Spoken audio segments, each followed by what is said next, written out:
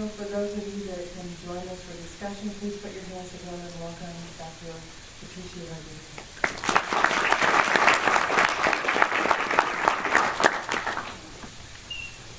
So any questions, any comments?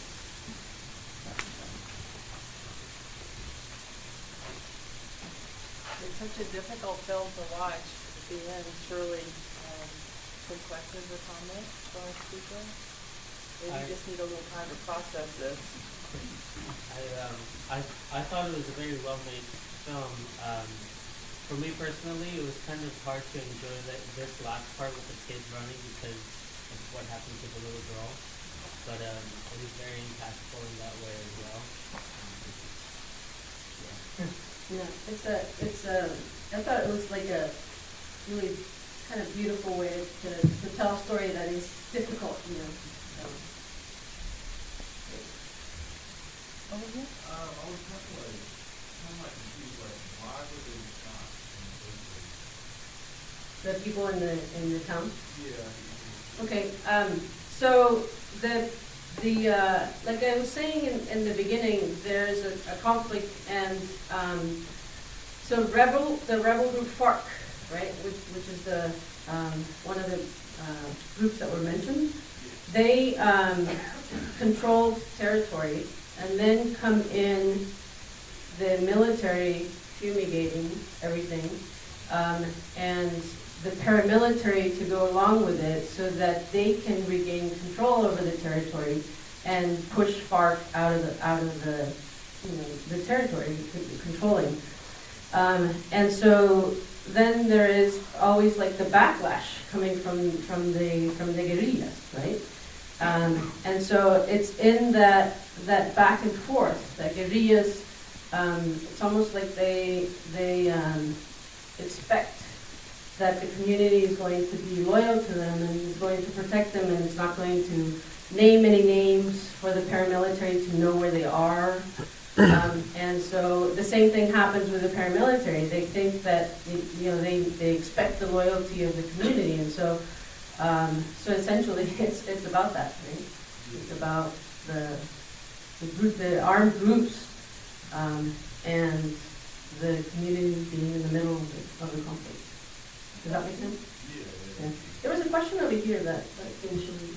I was wondering, where did they end up going? Probably Ecuador. I think they were, beginning at some point they were talking about going to Ecuador. And if you remember the map, this is a region of Colombia in the southwest of Colombia, bordering with Ecuador. And so I think to me that makes sense, because it's not just this region of Colombia that is embedded in the conflict. It's like many different regions. So for them to go, they probably came from another town within Nariño, or other towns within other departments nearby. And so really, it's like there's no place to go. One of the things about Colombia is that it's got 5 million people displaced. 5 million people displaced within Colombia. And that's just like within Colombia. And so they have to leave, and they have to go either to other countries or to urban areas where they don't have jobs. And so like it's a very difficult situation. There was a student here? Yeah, to what extent are the paramilitaries sort of directly in collaboration with the government forces, or is it completely separate? Or are the paramilitaries kind of unified in some way, or is there just a lot of little groups squabbling? Yeah, there are a lot of different groups. Okay, so the one that you saw is the AUC, Autodefensas Unidas de Colombia, like self-defense forces of Colombia. And there's so many different groups in many different areas, but this is one of the big ones that has maybe several cells in like many regions, but there's others. How embedded are they with the government? Very much. Right. Yes. Yeah, and with the military, and with drug mafias, but also with political elites. Right. Yeah, and so there's been all kinds of criminal investigations that have linked political elites, Congress people, to paramilitaries and to the drug world. And is U.S. anti-drug money going to the the government directly? Very much. Right, Yes. A lot of money. right. A lot of money, and a lot of it is military. So it's like, it's this approach of militarization toward, and criminalization of the production. Over here? I was curious to like the U.S.'s foreign policy towards Colombia right now. So as I was saying, it's so in the late 1990s, there have been several different attempts at peace, and in the late 1990s there was one attempt at peace that involved in some ways a different kind of approach to drug issues, but also to the guerrilla groups. But the U.S. then comes in and changes that proposal to one that is very heavily about the drug war, like fighting the drug, right? And the drug industry. And that is then kind of like comes in to the story, what's called Plan Colombia. And Plan Colombia has, since the late 1990s, given so much money to Colombian government, which is this much percent of economic aid, and the rest of it in military aid. And so that has continued on.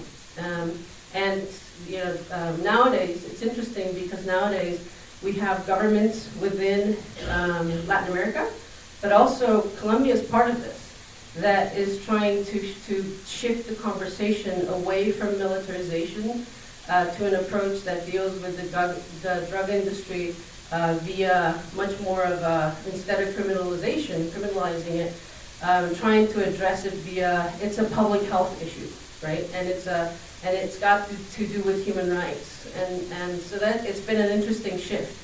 And part of it, you have to kind of take with a grain of salt on the part of the Colombian government, because there's a lot of interest involved.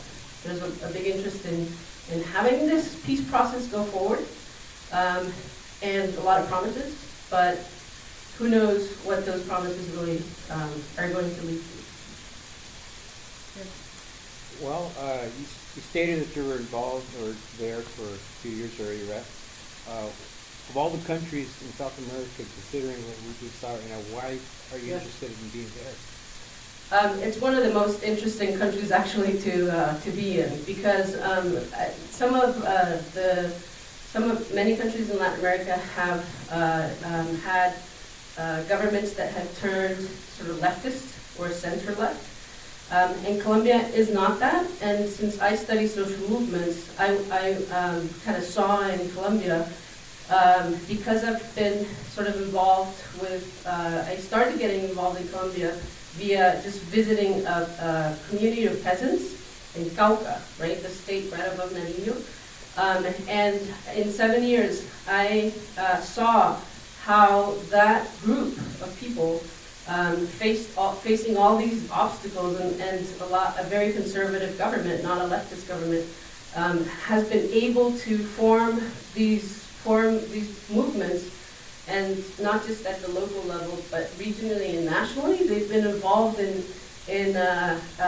generating alternative proposals to what the government is throwing at them, right? So if the government promises that they're going to further peace negotiations, these communities have been getting together and having dialogues, and dialogue over dialogue over dialogue, and generating these mandates, what they call mandates, that propose things that are different than what the government's proposing. They want peace, but they want peace with social justice.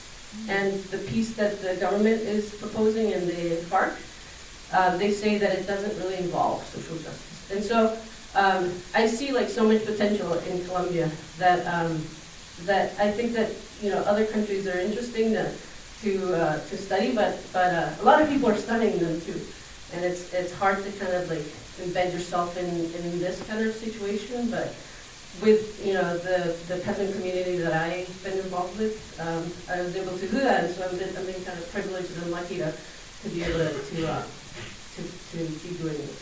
I think there's a gentleman over here.